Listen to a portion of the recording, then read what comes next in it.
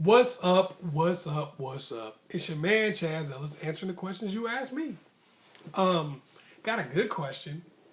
It was basically they asked me, why is it so hard to stop loving somebody or let go of somebody who didn't want you? That's a rough one, right?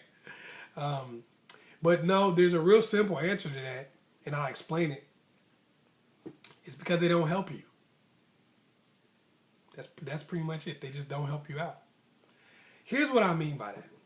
When you take two people who really love each other and they break up, they actually inadvertently help each other get over one another. Basically, it's like this. You go on an emotional roller coaster, they go on an emotional roller coaster. You have your good days, you have your bad days.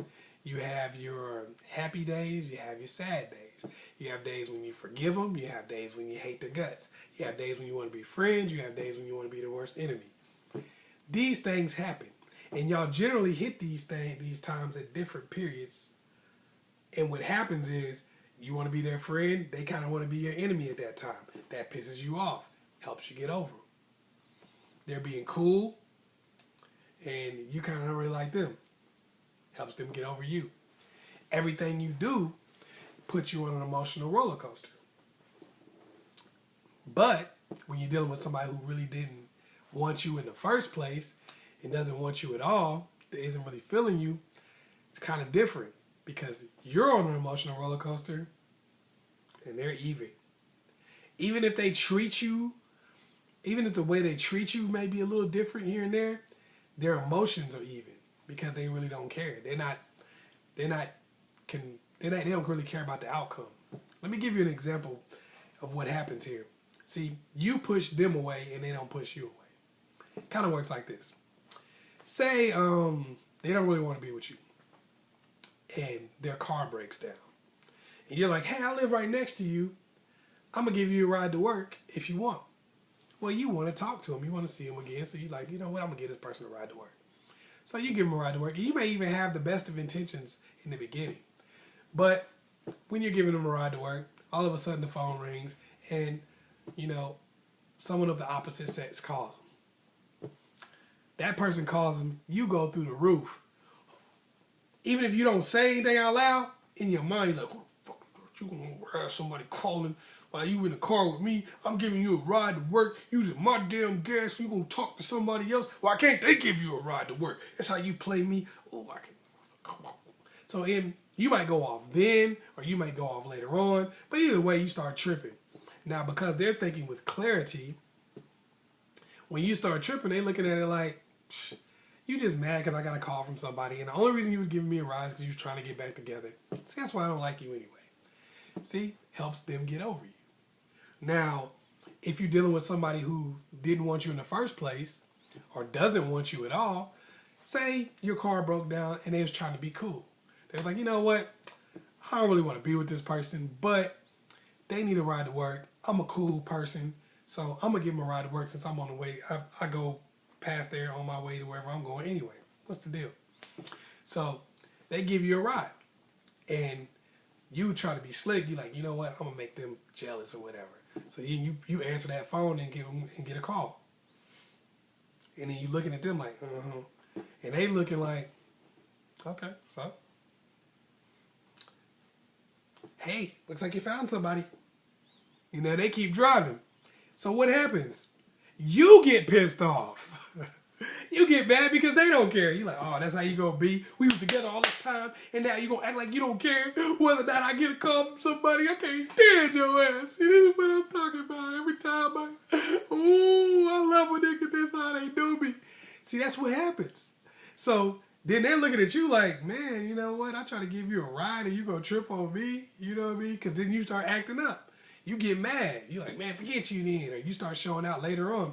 You're like, man, I'm giving you rides to work and this how you trip? I don't even want to talk to you no more.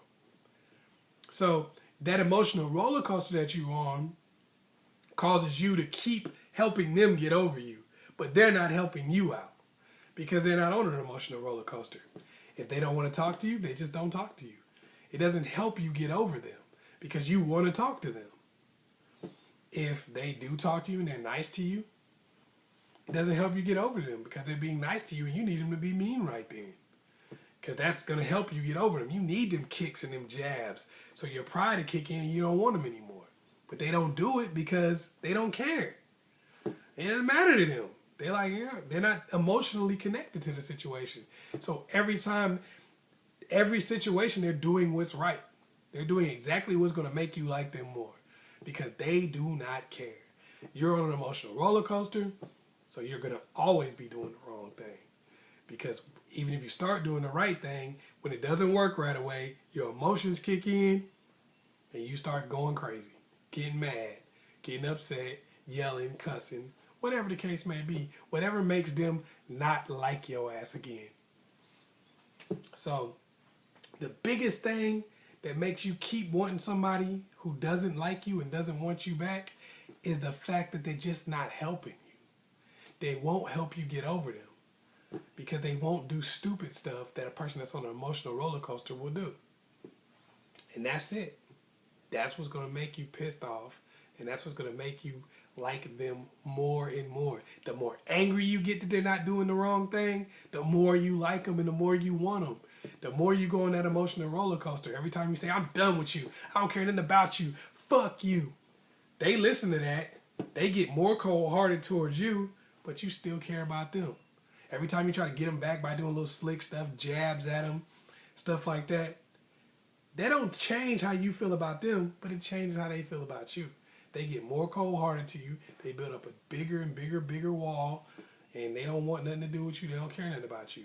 And the more you try to talk to them, the more they hate your guts because you can't stop that emotional roller coaster. Hopefully, I was able to help you out. Once again, it's your man, Chaz Ellis. Make sure you support Ask Chazzellis on Indiegogo. That's what keeps me doing what I'm doing. All you got to do is click somewhere on one of these annotations, and you can go to Indiegogo and support. Please do that. The DVDs are for sale on there. You also got the counseling if you want to do the one-on-one thing on Skype or on whatever. You can do that. Also, the group chat. We're going to do a big group chat. It's going to be cool. The ones of y'all that signed up for it's going to be real cool. Also, make sure you sign up for that web class, the dating class. Do that too. Once again, it's your man, Chaz Ellis. Make sure you like and subscribe. Share this video with your friends and whatnot. Don't get all willy-nilly with it, but share it anyway. Peace.